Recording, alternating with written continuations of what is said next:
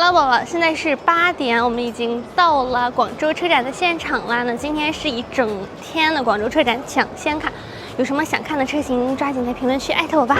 长安本次展台最值得看的2款车，第一就是长安启源全新 Q05愤怒小鸟联名款，长安启源哦。 是在重庆已经见了好几次它了，这个颜值真的是没话说，并且这一次它还是和愤怒的小鸟联名，这红的、粉的、绿的多巴胺颜色也太喜庆了。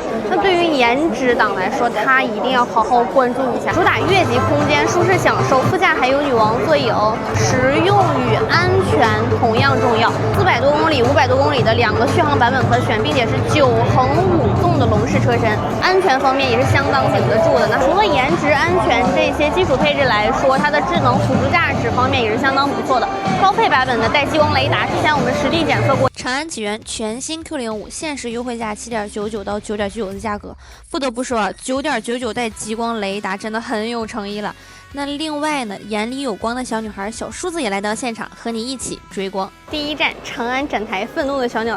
咱们就是说认真拍车那是不可能的，我必须整点小游戏。这2个有什么那个礼物吗？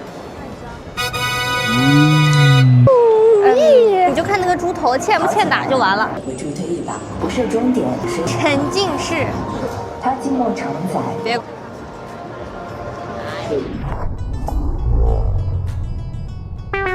对，这样子。哦。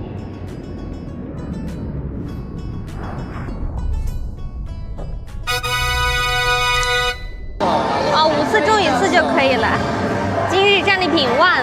愤怒小鸟联名款，长安启源哦，这是他家的飞行汽车。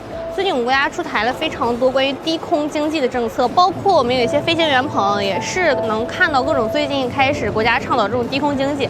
这5年车都在路上跑，再过5年有钱的都在天上飞了。